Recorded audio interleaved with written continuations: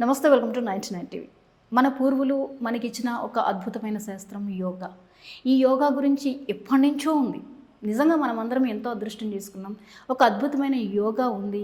దానిని మనం అనుసరించినట్లయితే ఒక చక్కటి జీవితాన్ని మనం ముందుకు కొనసాగించవచ్చు. అయితే ఇప్పుడు దీని యొక్క ప్రాధాన్యత కాస్త చేరువవుతుంది. ఇది ప్రాచీన కాలం నుంచి అందుబాటులో ఉన్నప్పటికీ కూడా అనేక కారణాల వల్ల ఇప్పుడు మానవాళికి చేరువవుతూ దాని ప్రాధాన్యతను చెప్పుతున్నటువంటి గురువులు కూడా ఉండడం వల్ల దీనిని అలవర్చుకోవడం వల్ల ఎలాంటి ప్రయోజనాలు ఉన్నాయి అని తెలుసుకునే అవకాశం మనకు కలుగుతుంది. ఈరోజు అసలు యోగా ప్రాధాన్యత ఏంటి, మన రోజు జీవితంలో యోగాని ఎందుకు అలవర్చుకోవాలి, అలాంటి ఎన్నో అంశాలని తెలుసుకునే ప్రయత్నం చేసే పనిలో భాగంగా ఈరోజు మనం ఉన్నాము యోగమాత అరుణాదేవి గారు. వారిని అడిగి ఈ యోగా యొక్క ప్రత్యేకతను, వాటి విశేషాలను, వాటి ప్రయోజనాలు మనకు ఎంతవరకు అవసరం, మనం ఎందుకు అవి అనుసరించడం అవసరం ఎంతవరకు ఉంది, ఇలాంటి ఎన్నో విషయాలను తెలుసుకునే ప్రయత్నం చేద్దాం. నమస్తే అమ్మ. నమస్తే అమ్మ. అమ్మ, మిమ్మల్ని ఇలా కలవటం మాకు చాలా ఆనందంగా ఉంది. మీరు చెప్పే ప్రతి మాట కూడా చాలా అద్భుతంగా ఉంటుంది, వెరీ ఇన్ఫర్మేటివ్. సో యోగా గురించి తెలుసుకునే ప్రయత్నం చేద్దాం. అంటే చాలామందికి పరిచయాలు ఉంటూ ఉంటాయి, మీలాంటి వారు చెప్తే అద్భుతంగా ఉంటుంది. దాని యొక్క గొప్పదనం మేము ఇంకా బాగా తెలుసుకునే అవకాశం ఉంటుందన్నమాట. అందుకే ఇప్పుడు యోగా, మెడిటేషన్ అనే రెండు పదాలను వింటున్నాం. ఇవి రెండు ఒకటా వేరువేరా అనే ఒక సందేహం అయితే ఉందమ్మా. ఏంటి రెండు వేరువేరా, లేకపోతే ఇవి రెండు ఒకదానికొకటి లింకప్ అయి ఉన్నాయా, ఒక అంతర్భాగమా ఏంటి? మీరు అన్నది సత్యం. అంతర్భాగమా అన్నారు మీరు. యోగా అనే పదంలోనే ధ్యానం కూడా ఉంది. అంటే ధ్యానము అనేది యోగాలో 7th స్టెప్. ఓకే. యోగా అనే పదము అంటే ఇప్పుడు జనరల్గా ఇప్పుడున్న వాళ్ళకి యోగా అంటే ఓన్లీ ఆసనాలే అని అందరూ అనుకుంటారు. ధ్యానం అంటే అది ఒక అడ్వాన్స్డ్ లేదా ఒక స్పిరిచువల్కి సంబంధించింది అని అనుకుంటారు. ధ్యానం చేస్తున్నాము అంటే అది స్పిరిచువల్ అని అనుకుంటారు కదా, కానీ కాదు.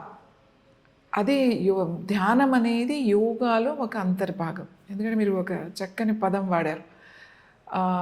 యోగా అంటే ఏంటి అని అంటే దీంట్లో 8 స్టెప్స్ ఉంటాయి. అంటే మన ముందు మనకి ఇంపార్టెంట్ ఏంటి అంటే మన శరీరం. ఈ శరీరమే ఇంపార్టెంట్.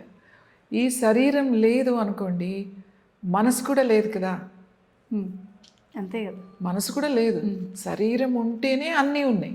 శరీరం ఉంటే జీవుడు, జీవాత్ముడు, పరమాత్ముడు అందరూ ఉన్నారు. ఈ శరీరం లేకపోతే ఎవరు లేరు కదా. సో యోగా ఏం చెప్తుందంటే నీ శరీరమే ఒక దేవాలయం, దేహమే దేవాలయం అన్నారు మన పెద్దవాళ్ళు. ఎందుకు అన్నారంటే ఈ శరీరాన్ని ఒక దేవాలయంలాగా చూసుకోవాలి. అంటే మనం ఒక దేవాలయంలోకి వెళ్తున్నప్పుడు ఎంత పవిత్రంగా వెళ్తాం. మనం చక్కగా స్నానం చేసి ఎంతో భక్తితో, నమ్మకంతో, ప్రేమతో మనం వెళ్తాం. ఆ వెళ్ళినప్పుడు ఆ లోపలికి వెళ్ళిన తర్వాత మనం ఎప్పుడు కూడా ఎవ్వరూ కూడా స్నానం చేయకుండా మనం పొరపాటును కూడా వెళ్ళాం. ఎందుకు వెళ్ళము అనంటే మనకి చిన్నప్పటి నుంచి మన బ్లడ్లో మనకి అది ఉంది. ఎందుకంటే ఒక క్రమశిక్షణ కావాలి. మనం ఏదైనా ఒకటి చేయాలి అంటే, దేవుణ్ణి కోరుకోవాలంటే కూడా ఒక క్రమశిక్షణ కావాలి. యోగా కూడా అదే, ఒక క్రమశిక్షణ అనేది ఉండాలి. యోగాకి ఒక నమ్మకం ఉండాలి, భక్తి కూడా ఉండాలి. యమ, నియమ, ఆసన, ప్రాణాయామ, ప్రత్యాహార, ధారణ, ధ్యాన, సమాధియో అష్టాంగాని అంటాడు పతంజలి మహర్షి. పతంజలి మహర్షి యోగ సూత్రాల్లో ఇది ఒక యోగ సూత్రం. ఇందులో ధ్యానం ఎక్కడుంది అంటే ఒక 7th స్టెప్లో ఉంది.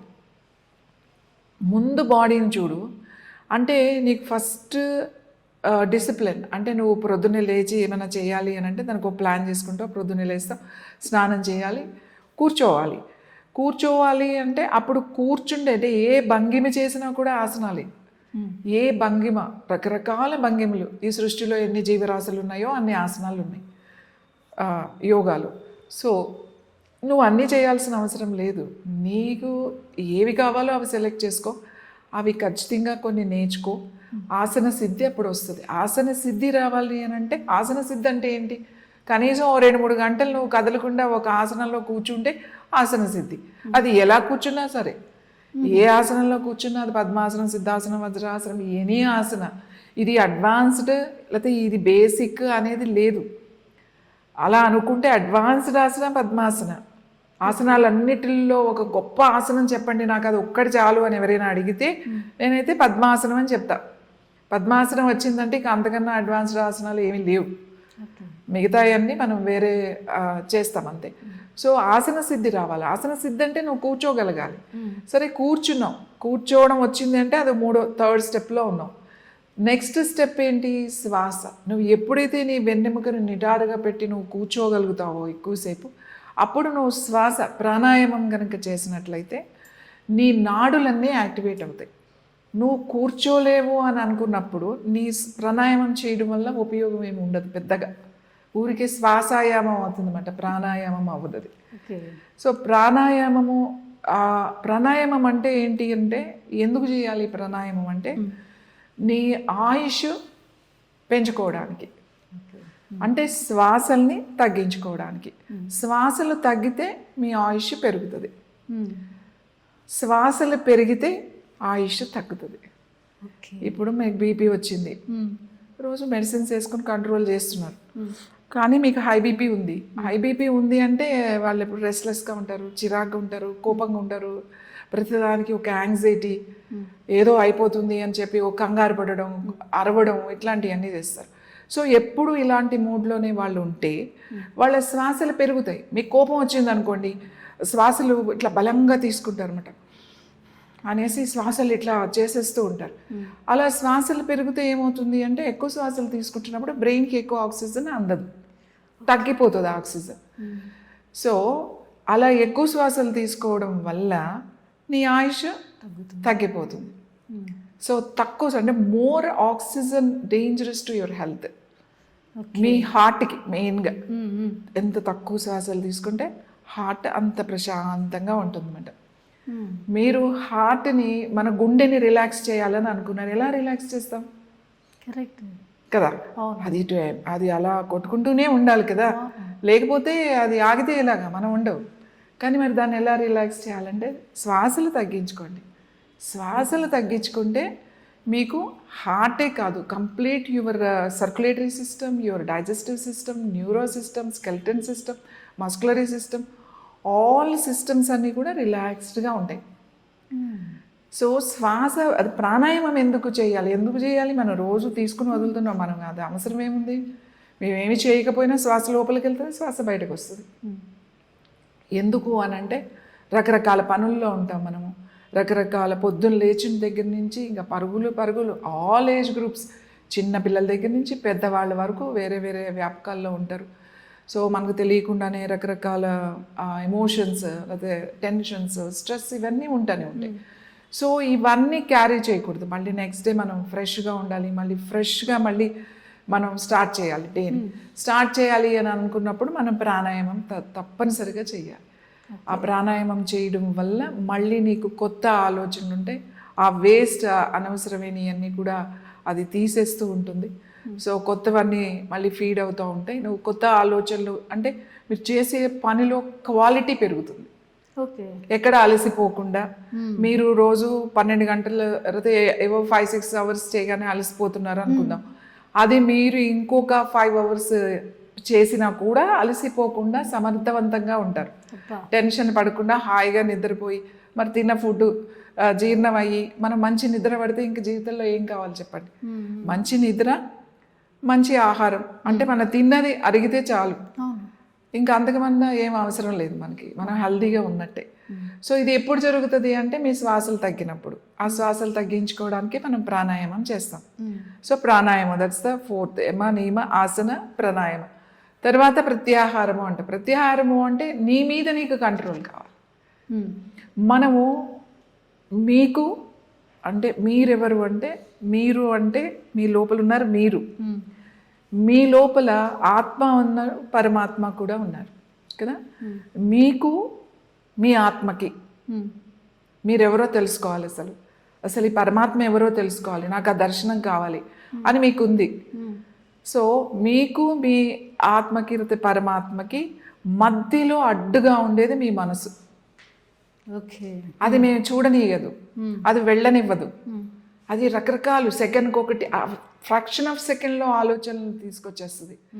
ఏ చెయ్యి అంటది, చేయొద్దు అంటది, ఏ చేస్తే బాగుంటుంది అని అంటది, లేకపోతే ఎవరు చూడలేదు చేసే అంటది. అమ్మో వాళ్ళు చూస్తే నీ సంగతి ఏంటి, ఏమైపోతావు అని అంటది.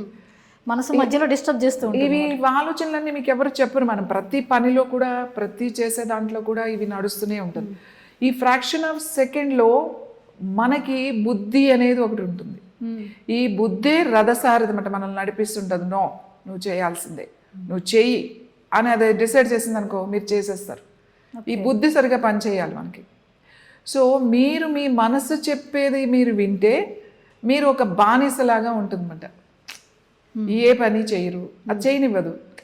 పడుకో, ఇవాళ నీకు తలనొప్పిగా ఉంది, టక్కుమని ఎందుకు లేట్ అయిందంటే ఇవాళ బాగాలే నాకు తలనొప్పిగా ఉంది అని చెప్పేస్తాం. అది మిమ్మల్ని ఏమీ చేయనివ్వదు. ఎంతసేపు పడుకో, వద్దులే ఇప్పుడు ఏం చేస్తావులే, ఇలానే ఉంటుంది. సో నువ్వు దాని మాట విన్నావు అంటే నువ్వు ఎప్పటికీ ఇంకా సిక్గానే ఉంటావు. సో దాని కాదు, ఎస్ నేను చేయాలి ఏది ఏవైనా సరే అని మీరు డిసైడ్ చేసుకుని వెళ్ళారనుకోండి, అదేదో మేము ట్రై చేస్తుంది మిమ్మల్ని డిస్టర్బ్ చేయడానికి. మీరు వినట్లేదు, తలనొప్పి వచ్చినా సరే నేను ఏదో ఒకటి మేనేజ్ చేసుకుని వెళ్ళిపోతాను అని వెళ్ళిపోయారనుకోండి, ఇంక తలనొప్పి ఏమి ఉండదు, మీరు మీ పనిలోకి వెళ్ళిపోతారు. ఎందుకంటే మీరు డిసైడ్ అయ్యారు కాబట్టి. ఎందుకంటే మీ మనసు చెప్పింది మీరు వినలేదు, మీ పని మీరు చేసుకుంటున్నారు.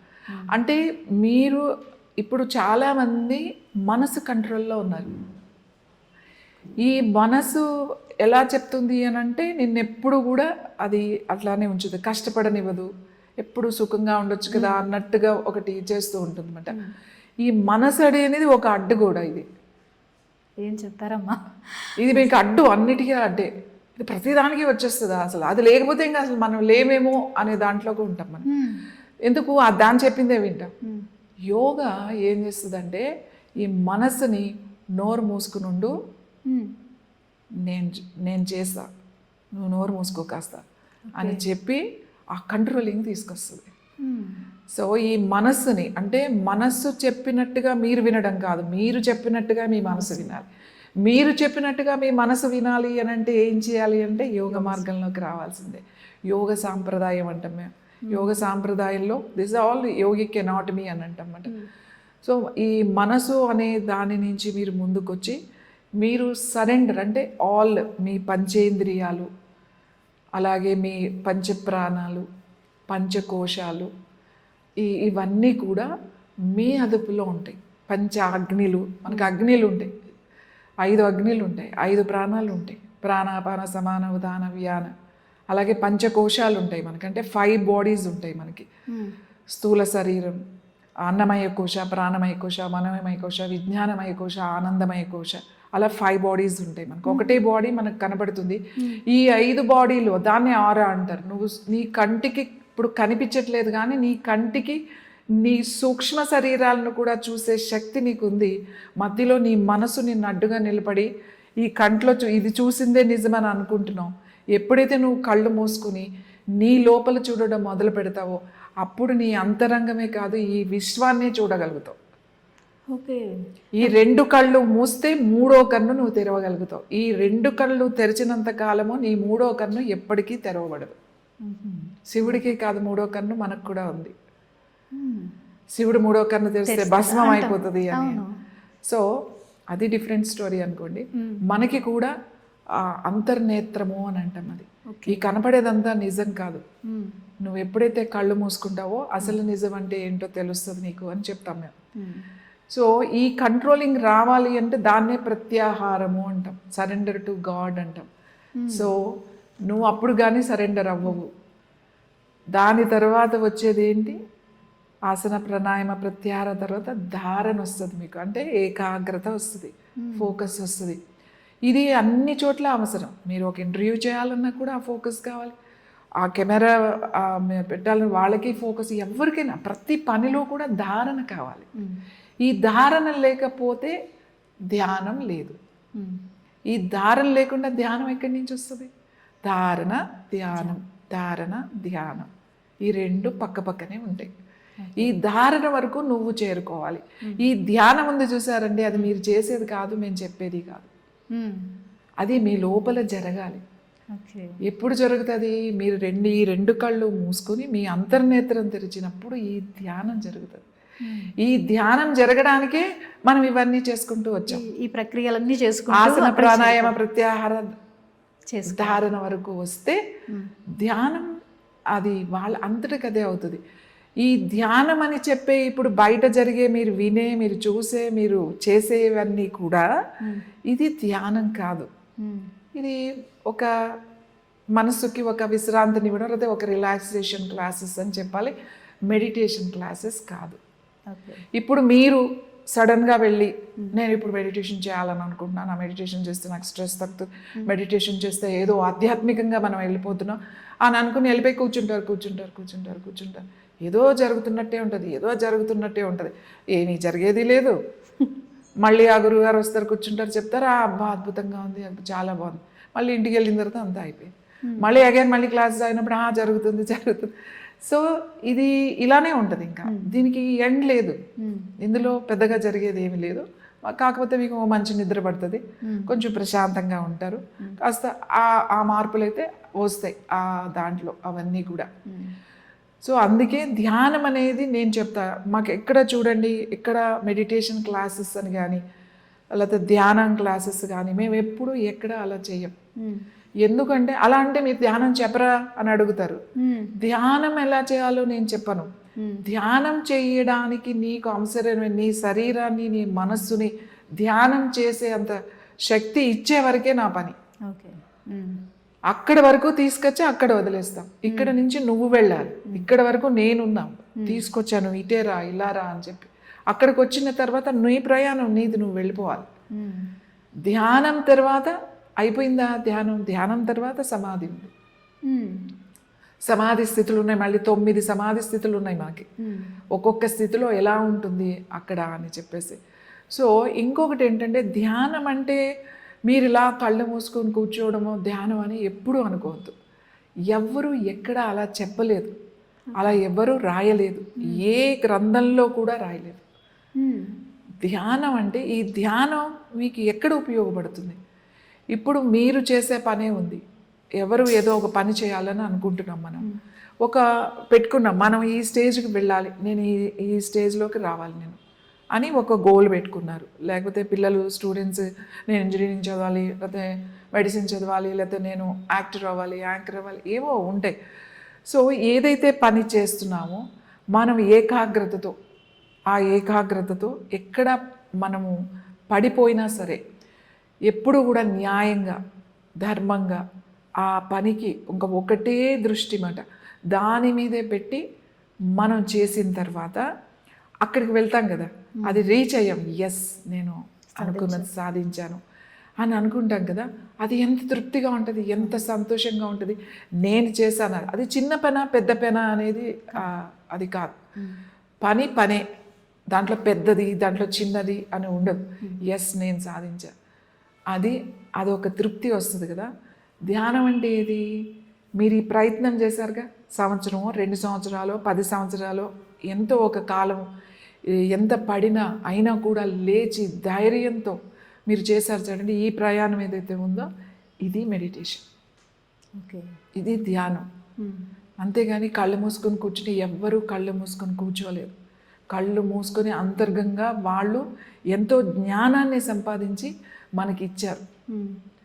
నువ్వేం చేస్తున్నావు? కళ్ళు మూసుకొని ధ్యానం చేస్తున్నా, నేను 9 గంటలు చేస్తున్నా, నేను 6 గంటలు చేస్తున్నా, నేను 5 గంటలు చేస్తున్నా.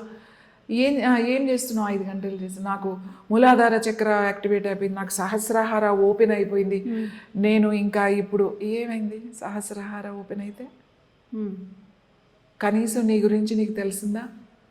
నువ్వెక్కడున్నావో తెలిసిందా? పోని భగవంతుడేంటో అర్థమైందా నీకు? ఎంతసేపు మీకు నువ్వుల నూనె పోసి దీపాలు వెలిగించాలా, నెయ్యి పెట్టి దీపాలు వెలిగించాలా, తూర్పు వైపు పెట్టాలా, ఉత్తరం వైపు పెట్టాలా అనే ధ్యాస తప్ప అసలు దీపం ఎందుకు పెడుతున్నావు అనే ధ్యాస ఎవరికీ లేదు. కరెక్ట్. ఈరోజు ఇలా చేసేస్తే ఏదో జరుగుతుంది మనకి మంచి అనుకుంటూ ఒక వరవడిలో వెళ్ళిపోతున్నామమ్మ. ఏ విషయమైనా దాని మూలాలు తెలుసుకునే ప్రయత్నం చాలా తక్కువగా ఉంటుంది. వీళ్ళు చెప్పారంటే మనం చేస్తున్నాం, బట్ ఎందుకు చేస్తున్నాము, ఎలా చేయాలి అనే దాన్ని అసలైన రూట్ని తెలుసుకోలేకపోతున్నాం. దాంతో ఒక మూసలో పడి వెళ్ళిపోతున్నాం. అమ్మ ఇప్పుడు ఇంత ప్రయాణం చేయాలి ఒక ఏకాగ్రత రావాలంటే అసలు ప్రతి ఒక్కరు మేము మొదటి స్టెప్ ఏదైతే ఉందో ఆ స్టెప్ వెయ్యండి అని చెప్పి మనం చెప్పినప్పుడు మా వల్ల కాదు, మేము ఒక్క నిమిషం కూర్చున్నా మాకు ఏకాగ్రత గుర్తు ఏవేవో గుర్తుకొస్తాయి అంటూ ఉంటారు. అట్లాంటి వారికి ఏం చెప్తారు? అసలు ఆ మొదటి ప్రయత్నానికి చేయాల్సింది ఏంటి? మొదటి ప్రయత్నంగా వాళ్ళు చేయాల్సింది ఏమీ లేదండి, కూర్చోవడం నేర్చుకోవాలి. సింపుల్, అంటే జస్ట్ ట్విస్టింగ్స్ ఏమీ లేదు. ఒక నెక్తో కూడా స్టార్ట్ చేయొచ్చు. అంటే చాలా మెల్లగా ఆసనం అనేది ఎలా ఉండాలంటే, ఇప్పుడు మనం మాట్లాడుకున్నాం అదేదో 7th స్టెప్లో ఉంది ధ్యానం, ఆ ధ్యానము అది వేరే అని నేను చెప్పట్లే.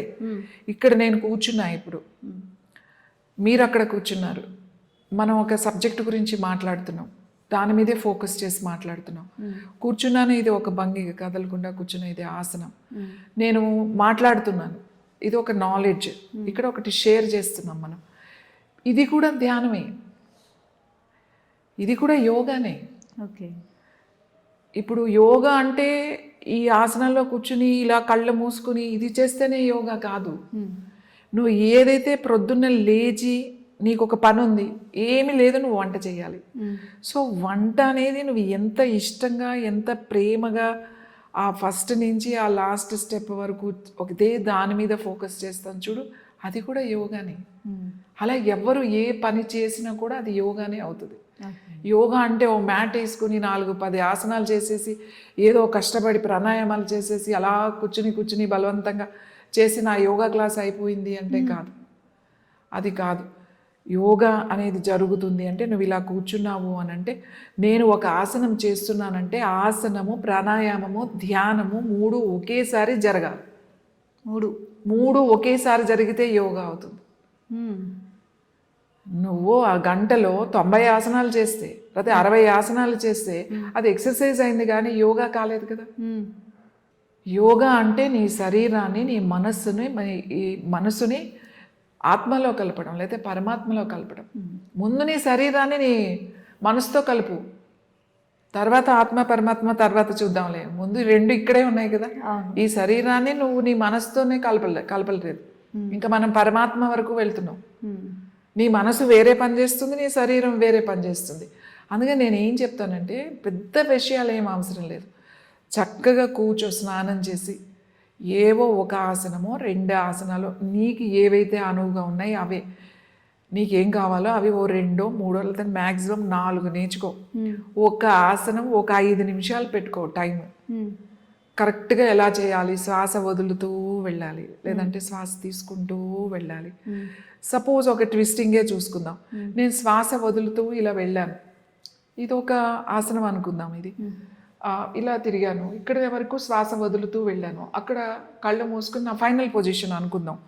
ఇలా పెట్టి ఇక్కడ కూర్చున్నప్పుడు శ్వాసను కూడా నేను ఆపా కొన్ని సెకండ్స్. అది ఎవరి కెపాసిటీ వాళ్ళది. మనసు ఎక్కడుంటుంది ఇలా తిరిగినప్పుడు, ఈ నడుము దగ్గర, లేకపోతే ఎక్కడ ట్విస్ట్ అవుతుందో, ఎక్కడ దాని ప్రెషర్ పడుతుందో, లేకపోతే పెయిన్ వస్తుందో అక్కడ నా మనసు ఉంది. అలాగే నా శ్వాసలో ఉంది. శ్వాస వదిలేటప్పుడు, శ్వాస ఆపినప్పుడు, శ్వాస తీసుకునేటప్పుడు నా మనసు అంతా ఎక్కడుంది, శ్వాస మీద ఉంది.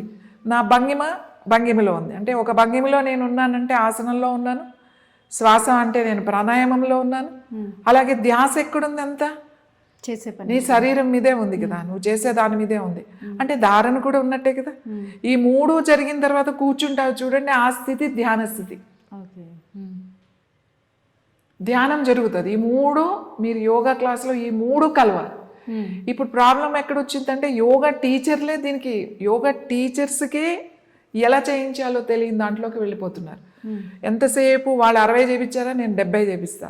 వాళ్ళు 100 సూర్య నమస్కారాలు చేపిస్తే నేను ఇంకేదో కొత్తవి క్రియేట్ చేస్తున్నారు. ఉన్న ఆసనాలే మీకు తెలియదు, కొత్త ఎందుకు క్రియేట్ చేస్తున్నారు? ఉన్న ఆసనాలను చేయించండి చాలు. సో ఎవరికి ఎలా ఉందో బాడీ, వాళ్ళు ఎలా నేను సాధన చేయాలంటే, ఎలా మొదలు పెట్టాలంటే, ప్రొద్దున్నే ఫస్ట్ లేచిన తర్వాత ముందు మంచినీళ్ళు తాగిన తర్వాత చక్కగా స్నానం చేసుకుని రెడీ అయ్యి ప్రశాంతమైన ఒక మ్యాట్ కింద కూర్చోలేకపోతే అట్లీస్ట్ ఎక్కడో ఒక టేబుల్లో లేకపోతే దివాన్ మీద కూర్చొని ఒక చిన్న సింపుల్ ట్విస్టింగ్స్ చేయండి. పెద్దగా ఏమి చేయాల్సిన, ఒక తలని మెల్లగా ఇలా తీసుకెళ్ళి ఇలా తీసుకురావడమే అది చాలా ఓపికతో చేయాల్సిన పని. ఇప్పుడు ఇదే ఫాస్ట్గా 1 2 అని చేసామంటే అందరూ ఇంట్రెస్ట్గా చేసేస్తారు. దానికి ఒక మ్యూజిక్ పెడితే ఇంకా ఇంట్రెస్ట్గా చేసేస్తారు. మీది మీ పని మీ బాడీ చేస్తూనే ఉంటుంది, మీ మనసు వెళ్ళి మ్యూజిక్ మీద ఉంటుంది. ఇప్పుడు జిమ్లో అదే జరుగుతుంది కదా. కరెక్ట్. సో థ్రెడ్మిల్ చేస్తారు, బాగా చేస్తారు, వెయిట్ లిఫ్ట్ చేస్తారు. That is the body building అంతే. యోగా అలా కాదు. యోగా అనేది అది ఒక ఎక్సర్సైజ్ లాగా చూడకూడదు ఎవరు. ఒక పవిత్రమైన అంటే ఒక భక్తితో, ప్రేమతో, శ్రద్ధతో, నమ్మకంతో చెయ్యాలి. అలా చేసినప్పుడు నీ లోపల అవయవాలన్నిటికీ కూడా ఇలా ట్విస్ట్ చేసినప్పుడు ప్యాంక్రియాస్ ఉండొచ్చు, ముందుకు బెండ్ అయ్యేటప్పుడు నీ స్టమక్ మీద పడవచ్చు. నీ ఇలా ట్విస్ట్ చేసినప్పుడు కొన్ని ఆసనాలు కిడ్నీస్, కొన్ని ఆసనాలు ప్యాంక్రియాస్, లేకపోతే మన జాయింట్స్, మన బ్రెయిన్, కళ్ళు, ముక్కు అన్నీ ఉన్నాయి. సో అలా చేసినప్పుడు ఏమవుతుంది అంటే ఈ ట్విస్టింగ్స్లో, బెండింగ్స్లో మనం ఇలా శ్రద్ధతో చేసినప్పుడు ఈ ఆసనాలకి ఎక్కడైతే మనం ఒక పార్ట్కి వెళ్తున్నప్పుడు మనకి సర్క్యులేషన్, నీ మనసు ఎక్కడ పెట్టా చేసావో అక్కడికే రక్త ప్రసరణ ఉంటుంది. ఎప్పుడైతే సర్క్యులేషన్లో మనకి ఏముంటుంది, ఆక్సిజన్ ఉంటుంది, న్యూట్రిషన్ ఉంటుంది. నీవు తీసుకున్న ఆహారం సక్రమంగా ప్రతి అవయవానికి దానికి ఏది కావాలో అదే ఇచ్చి ఎక్కువ more oxygen and more nutrition ఆ పార్ట్కి వెళ్ళడం వల్ల, ఆ పార్ట్ రిలాక్స్ అవ్వడం వల్ల దానికదే రిపేర్ చేసుకునే సామర్థ్యం కూడా దానికి వస్తుంది. యోగాలో అది జరుగుతుంది, ఎక్సర్సైజ్లో అది జరగదు. ఎక్సర్సైజ్ చేసినప్పుడు బాడీ బాగా స్ట్రాంగ్గా ఉండొచ్చు, మజిల్స్ బాగా పెంచుకోవచ్చు, లేదు వెయిట్ లాస్ అవ్వచ్చు, అవన్నీ చేయొచ్చు. కానీ యోగాలో కూడా ఇవన్నీ జరుగుతాయి. ఇవన్నీ జరుగుతూ అంతర్గతంగా ఉన్న అవయవాలకి నీకు ఒక శక్తిని ఇస్తుంది అన్నమాట యోగా అంటే అన్ని మళ్ళీ మెడిటేషన్ అని అడగండి. యోగా అనే పదమే అందులో ఇంతే వచ్చింది. అసలు మీరు యోగా చేస్తున్నారు అని అంటే అందులోనే ధ్యానం ఉంది, అందులోనే ప్రాణాయామం ఉంది, అందులోనే అన్నీ ఉన్నాయి. మళ్ళీ దాన్ని తీసుకెళ్ళి మెడిటేషన్ అని చెప్పి పక్కన మళ్ళీ క్లాసులు ఎవరు పెట్టకూడదు. అలా నడుస్తుంది అనుకోండి, అది వేరే విషయం. అసలు నేను ఇప్పుడు మెడిటేషన్ చేస్తానండి అని ఎవరైనా నా దగ్గరికి వచ్చారనుకోండి, అసలు ఫస్ట్ నీకు అర్హత ఉందా?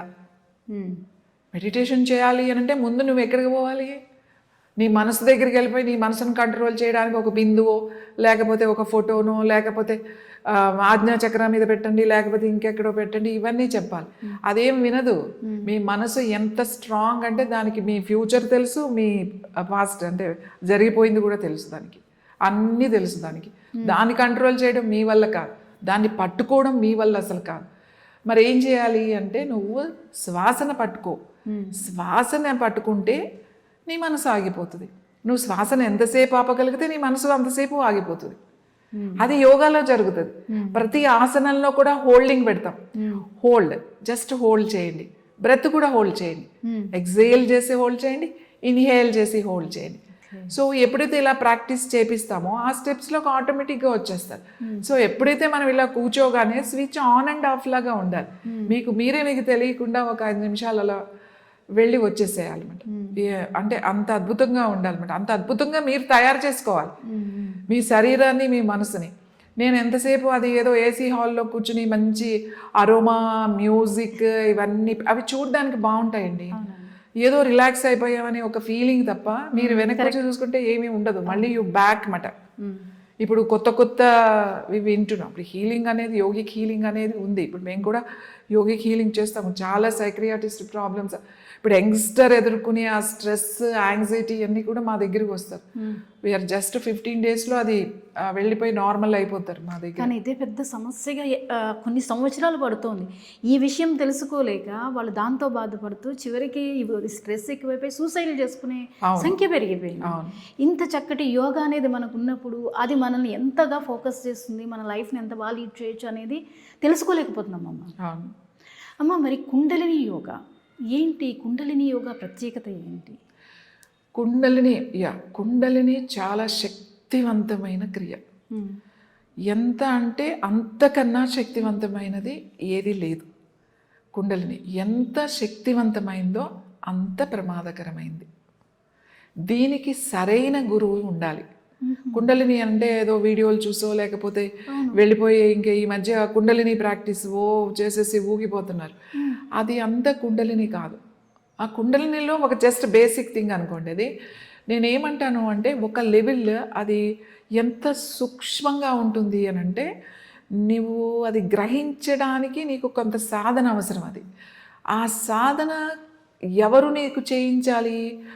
ఆల్రెడీ ఆ సాధన చేసిన వాడై ఉండాలి తప్ప ఏదో చదువుకుని విని దానికి ఒక ప్రోగ్రాం తయారు చేసేసి ఆ క్లాసులు తీసేసుకుని ఆ బుక్ ఫాలోయింగ్ విన్నవి అవి కనుక చేస్తే ఎంత ప్రమాదకరం అంటే వీళ్ళు పిచ్చి వాళ్ళు అయిపోతారు.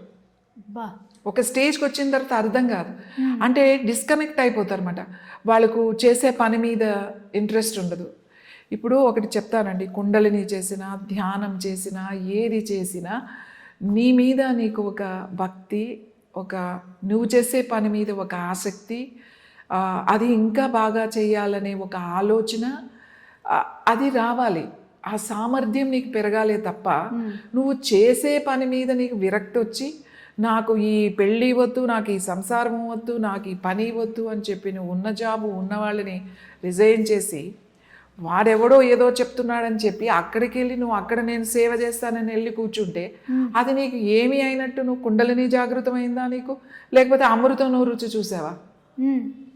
ఈ మధ్య మాట్లాడి నేను అమృతం రుచి చూసాను, నాకు సహస్రాహారం ఓపెన్ అయిపోయింది. కొంతమంది వస్తారు, నాకు విశుద్ధ వరకు ఓపెన్ అయిందండి, ఇక్కడి నుంచి ఇక్కడికి ఓపెన్ అవ్వలేదు, మీరు ఏమన్నా చెప్తారా అని వస్తారు. అసలు ఇక్కడ వరకు ఓపెన్ చేసిన వాడు ఎవరు నీకు? మరి వాడి దగ్గరికి వెళ్ళొచ్చు కదా.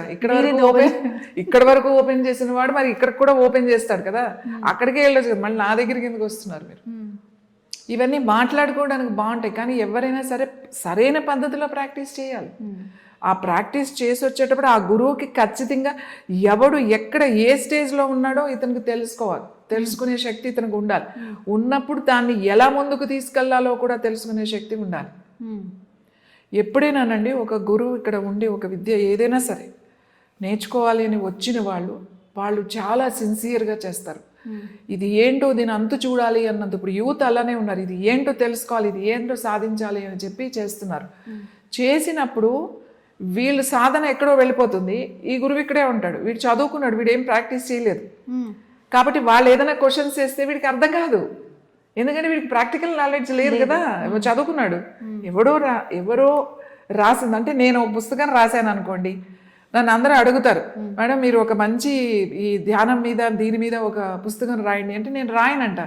ఎందుకంటే నేను రాసినది నా పైత్యం, అది నువ్వు అది చదివి మళ్ళీ అది మొదలు పెడితే ఇదే పైత్యం మొత్తం వెళ్తూ ఉంటుంది. కాబట్టి రాను, ఎవరి ఎక్స్పీరియన్స్లు అవి వాళ్ళవి.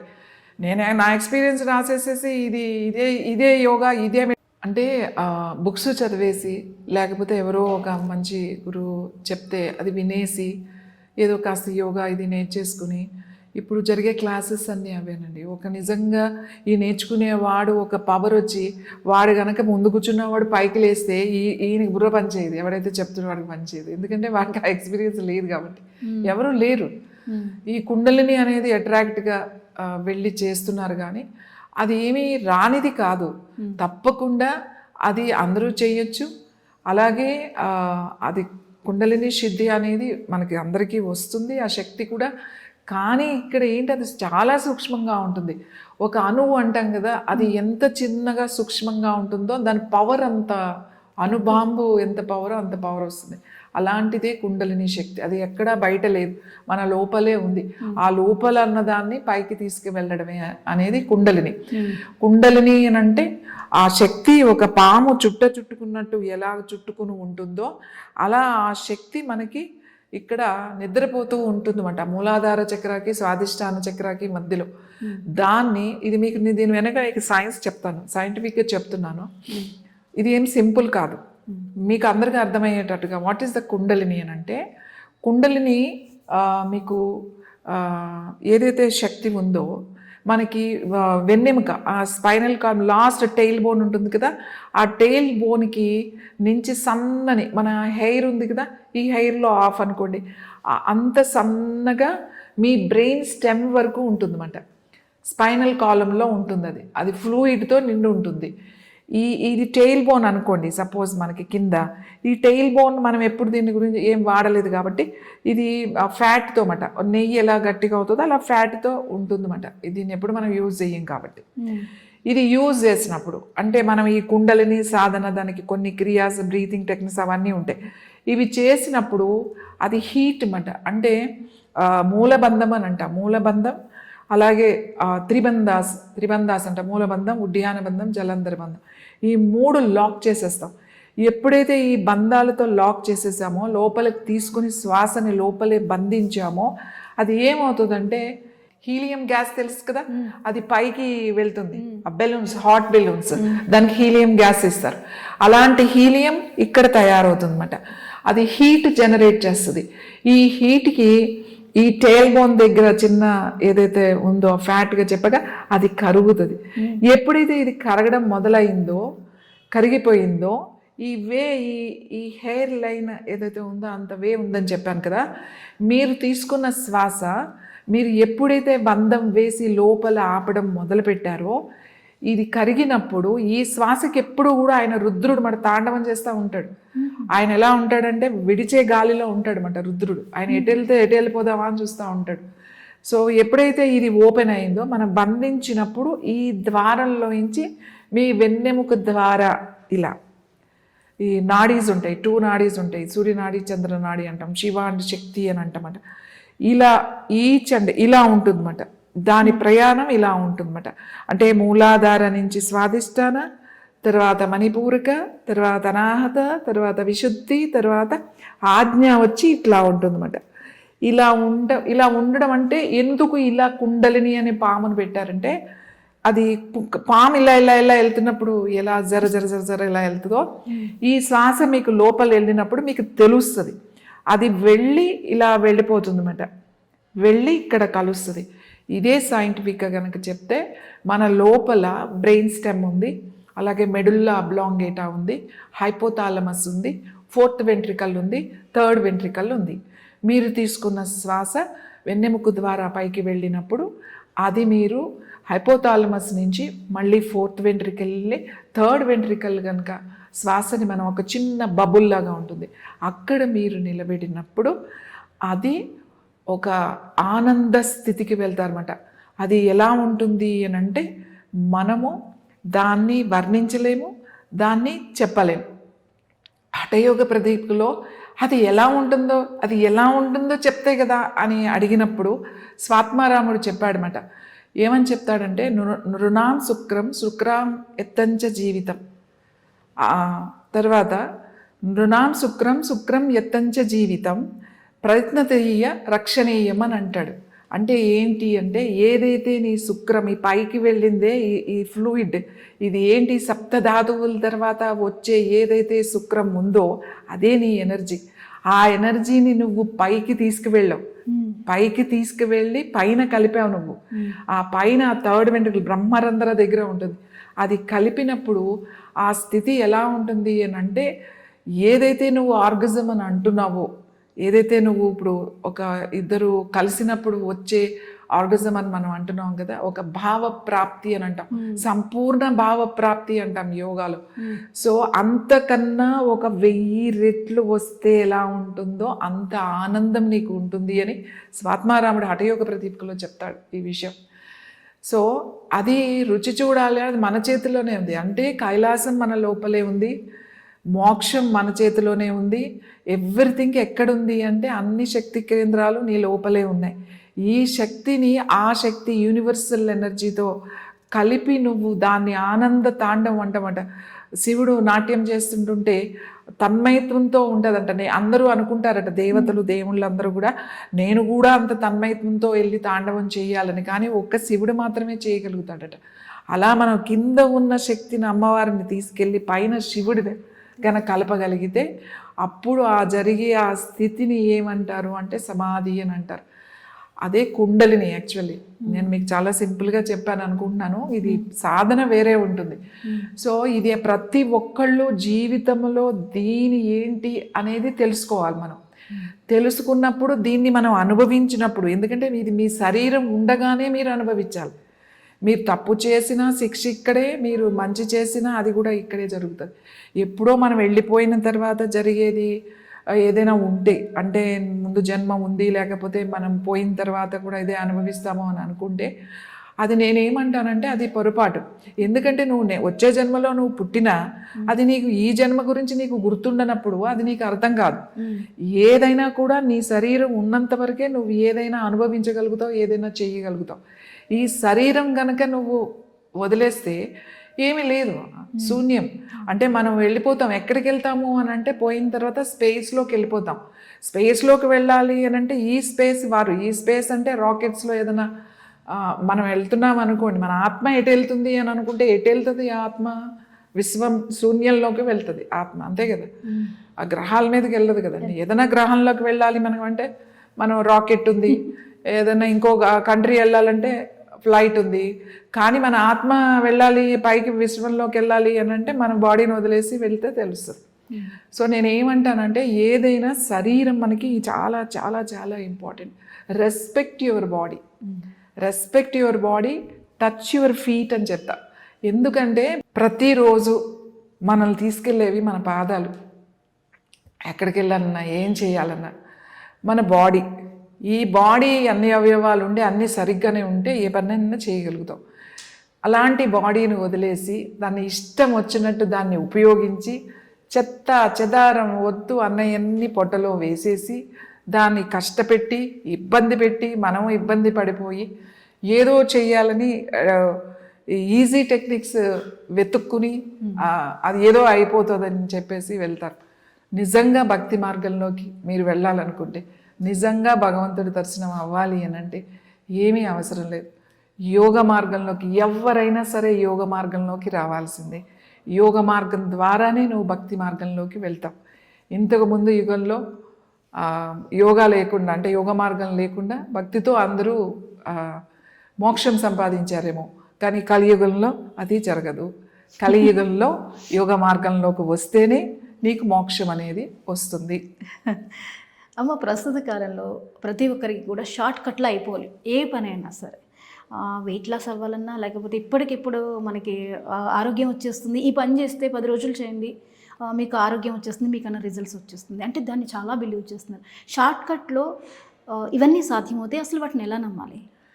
ఏది కూడా షార్ట్ కట్లో వెళ్తే ఏ పని కూడా అవ్వదు కదండి. మనకి షార్ట్ కట్లో వెళ్ళింది షార్ట్ కట్లానే ఉంటుంది. అంటే ఆ రిజల్ట్ అంత ఫాస్ట్గానే ఉంటుంది. ఎంత ఫాస్ట్గా జరిగిందో మళ్ళీ అంతే ఫాస్ట్గా మనం మళ్ళీ బ్యాక్ వచ్చేస్తాం. ఒక బాల్ గట్టి కొట్టారనుకోవడం చాలా ఫాస్ట్గా వస్తుంది, అంత స్పీడ్గా వెళ్తుంది, అంతకన్నా వేగంగా వెనక్కి వస్తుంది అన్నట్టుగా షార్ట్ కట్ ఎప్పుడు అలానే ఉంటాయి. ఎందుకైనా ఇప్పుడు వెయిట్ రిడక్షనే తీసుకుందాం.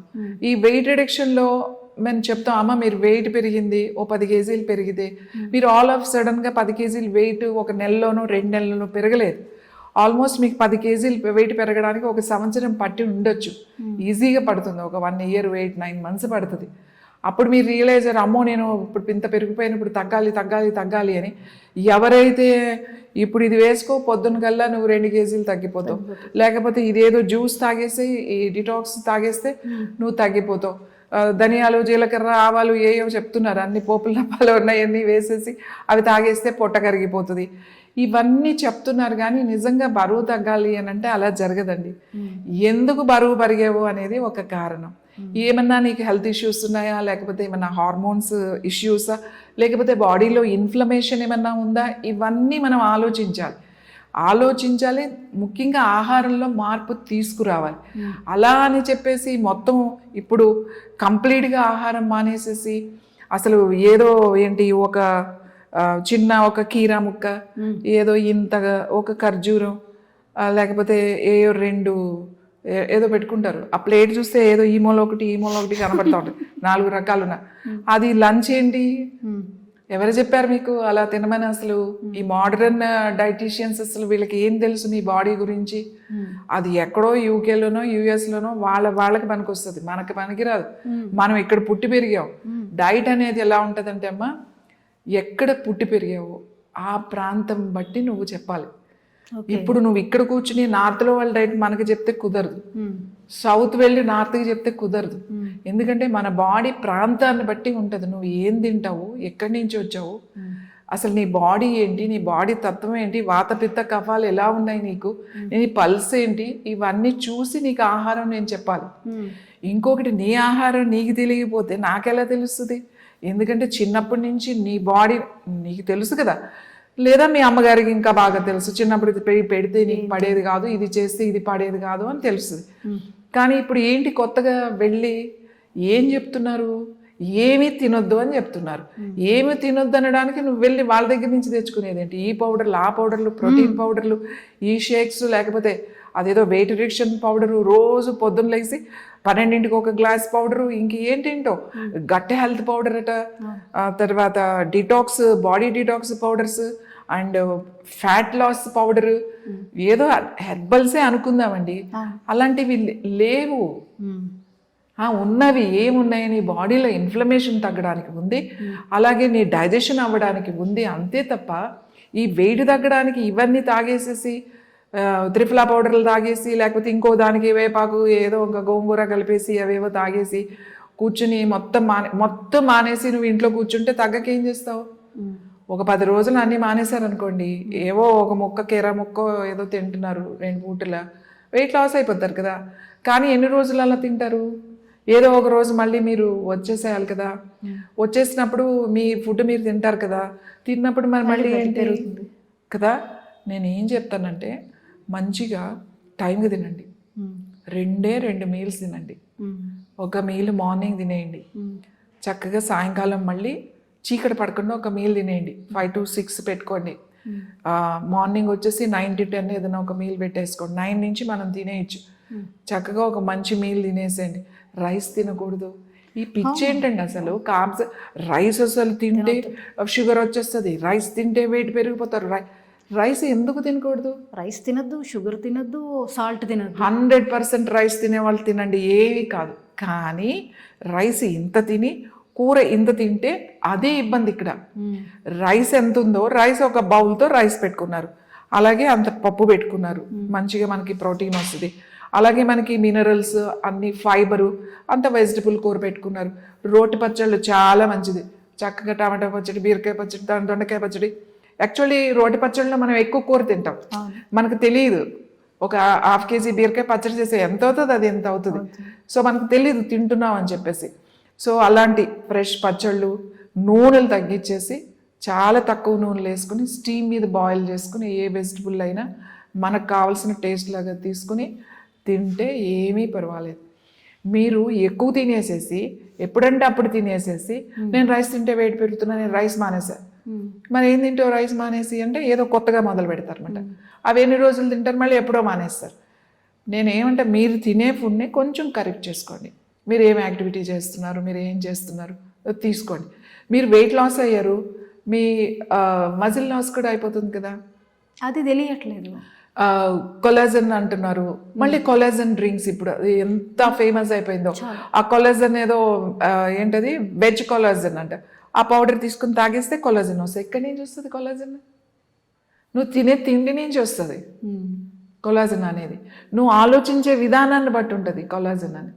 నువ్వు అనవసరంగా నీ లోపల కోపము, ద్వేషము అన్నీ పెట్టేసుకుని ఊరికే కాంపిటీషన్ అని పోయి పైకోటి మాట్లాడి లోపల ఒకటి పెట్టుకుని ఇలాంటి పిచ్చి పనులన్నీ చేస్తుంటే ఫస్ట్ నీ స్కిన్ మీద పడి నీకు రింకిల్స్ వస్తాయి. మళ్ళీ ఆ క్రీము ఈ క్రీములు దానికి రాసేసేసి ఏమీ అవ్వదు. నీ ఫేస్, నీ మనసు ఎలా ఉందో తెలుస్తూ ఉంటుంది. నీ మనసు ప్రశాంతంగా ఉంటే నీ ఫేస్ కూడా ప్రశాంతంగా ఉంటుంది. అంటే సెల్ ప్రశాంతంగా ఉంది అనేది. సెల్ హెల్త్ అనేది చాలా ఇంపార్టెంట్. సెల్ హెల్త్ గురించే ఎప్పుడూ యోగా మాట్లాడుతుంది. ప్రతిదీ కూడా మేము చెప్తూనే ఉంటాం. సెల్ వరకు వెళ్ళాలి మీరు తీసుకునే శ్వాస. మీరు ఏ స్ట్రెచ్ చేసినా సెల్ని యాక్టివేట్ చేయాలి. మనం ఏది తిన్నా సెల్ గురించే మేము ప్రతిదీ యోగాలో ప్రతి దాని గురించి సెల్ మీదే మనం మాట్లాడతాం. కొన్ని సెల్స్ కలిస్తేనే కొన్ని టిష్యూస్ కలిస్తేనే ఒక మజిల్. ఆల్ మజిల్స్ అంటే మీ ఆర్గన్స్ అన్నీ కూడా సెల్సే కదా. అలాంటి సెల్స్ని మళ్ళీ ఇప్పుడు సెల్ హెల్త్ అని చెప్పేసి మళ్ళీ దానికి ఒక కొత్త డైట్ పెడుతున్నారు. అంటే ఎలా అయిపోయిందంటే, అంటే ఇలా చెప్తేనే వీళ్ళు వింటున్నారా లేకపోతే వినట్లేదా అనేది కూడా వస్తుంది. ఇవన్నీ కన్ఫ్యూజన్. నేనేమంటే ఏం కన్ఫ్యూజ్ కావద్దు. నువ్వేం పని చేస్తున్నావో నీకు తెలుసు. మంచి నిద్రపోవాలి, కరెక్ట్గా నైట్ నిద్రపోవాలి అంతే. నువ్వు మంచి నిద్రపోయావంటే నీ డైజెషన్ సరిగ్గా ఉంటుంది. టైంకి తిన్నావు అంటే నువ్వు నీ శరీరానికి నువ్వు హెల్ప్ చేస్తున్నట్టు, కరెక్ట్ డైజెషన్ ఉంటుంది. నువ్వు కరెక్ట్గా డైజెషన్ ఉందంటే కరెక్ట్గా ఎలిమినేషన్ ఉంటుంది, అంటే కరెక్ట్ టైంకి నీకు మోషన్ అనేది పొద్దున్నే లేస్తే నీకు అయిపోతుంది, కాన్స్టిపేషన్ ప్రాబ్లమే ఉండదు. ఈ 3 ఉన్నాయంటే నువ్వు హెల్దీగానే ఉన్నావు కదా. హెల్దీగా పడుకుంటున్నావు, హెల్దీగా తింటున్నావు, హెల్దీగా ఉన్నావు అంటే నీ ఆలోచనలు కూడా హెల్దీగా ఉంటాయి. నీకు అది స్ట్రెస్ అనిపించదు పని. ఆ పనే నీకు స్ట్రెస్ అనిపిస్తుందంటే నువ్వు అసలు హెల్దీగా లేవు అని అర్థం. సో ఫస్ట్ అందుకే నువ్వు మళ్ళీ ఎక్కడ మొదలు పెట్టాలంటే బాడీ దగ్గర నుంచే మొదలు పెట్టాలి. బాడీ చాలా ఇంపార్టెంట్, బాడీ దగ్గర నుంచి. ఎందుకంటే బాడీని క్లెన్స్ చేయకుండా అసలు ఆసనమే చేయకూడదు. ఏ ఆసనం కూడా మీరు బలవంతంగా వంచేసి లాగేస్తే అవి కాదు ఆసనాలు. ఫస్ట్ నువ్వు క్లీన్ చేసుకోవాలి. క్లీన్ చేసుకోవడానికి యోగాలో షట్క్రియలు అని అంటామంట. షట్ అంటే 6 ఉన్నాయి. నేతి, దౌతి, బస్తి, వస్తి, త్రాటకం, కపాలభాతి, ఇవన్నీ క్లెన్జింగ్ అంట. నేతి అంటే నోస్ వాష్, దౌతి అని అంటే స్టమక్ వాష్, వస్తి అంటే మీ బౌల్ వాష్, త్రాటకం అంటే ఐ వాష్, కపాలభాతి అంటే బ్రెయిన్ వాష్. సో ఇవన్నీ క్లెన్జింగ్. ఇవన్నీ చేశారు అని అంటే ఈ ఆసనాలు ఈజీగా వచ్చేస్తాయి నాకు. ఇవి చేయకుండా ఆసనాలకు వెళ్ళిపోతున్నారు. సో ప్రాపర్ వే లేదు. ఇప్పుడు నువ్వు భక్తి, నేను భక్తురాల్ని అని నేను మీకు చెప్పాలి, మీకు తెలియాలంటే నేను ఊరికే పూజలు చేస్తూ ఉండాలన్నమాట. హోమాలు, యజ్ఞాలు, ఊరికే పూజలు చేస్తే అమ్మో ఇవి చాలా భక్తురాలు. సో మనం ఆ దాంట్లోకి వచ్చేసాం. లేకపోతే ఎవరైనా నేను చాలా మెడిటేటర్, ఆయన చాలా గొప్ప మెడిటేటర్ అండి అని అంటారు. అంటే అలా కళ్ళు మూసుకుని కూర్చుంటే వాడు మెడిటేషన్ అని చెప్పి, లేదా ఊరికి ఆసనాలు వేసేస్తుంటే అవి పెద్ద యోగి అని. అలా అసలు ఏమీ లేదండి. ఒక యోగి అని అంటే ప్రతి దాంట్లో ఎవరు చేసే పనుల్లో వాళ్ళు అంటే ఈ ప్రకృతికి హాని చేయకుండా, ఎవరికి హాని చేయకుండా మనం చేసే పని మనకు ఉపయోగపడుతూ 10 మందికి ఉపయోగపడుతూ ఉండేది ఎవరైనా కూడా అలా చేసే వాళ్ళందరూ యోగులే. చాలా అద్భుతంగా చెప్పారమ్మా. అసలు ఎన్నో తెలియని విషయాలు, గాడి తప్పుతున్న వ్యవస్థ. నిజం చెప్పాలంటే ప్రతిదీ గాడి తప్పే ఉన్నాం. ఏది కరెక్ట్ రూట్ తెలుసుకోకుండానే ఇష్టానుసారం అనుసరిస్తూ వాటి ఫలితాల కోసం మాత్రం ఎదురు చూస్తున్నాం. రైట్ స్టెప్ రైట్ టైంలో అయితే తీసుకోవట్లేదు. ఎంతో అద్భుతమైన ఇన్ఫర్మేషన్ని మీరు మాకు ఈరోజు అందించారు. థ్యాంక్ యూ సో మచ్ అమ్మా, ధన్యవాదాలు. చూశారు కదండి, యోగమాత అరుణాదేవి గారు ఇచ్చినటువంటి అద్భుతమైన అమూల్యమైన అంశాలను ఆవిడ ప్రస్తావించారు. మనం యోగాని ఎలా ఆరంభించాలి, ఏ పద్ధతిలో వెళ్ళాలి, మన జీవితానికి దాన్ని ఎలా అనుసంధానం చేసుకోవాలి. సో ఇలాంటి విషయాల్ని తెలుసుకుని దానికి తగ్గట్టుగా మన జీవన శైలిని మార్చుకుంటూ తీర్చిదిద్దుకుంటూ వెళ్తే చక్కటి జీవితాన్ని మనం అవలంబించవచ్చు. ఇది ఇవాల్టి ప్రత్యేక కార్యక్రమం. Keep watching 99 TV. నమస్తే.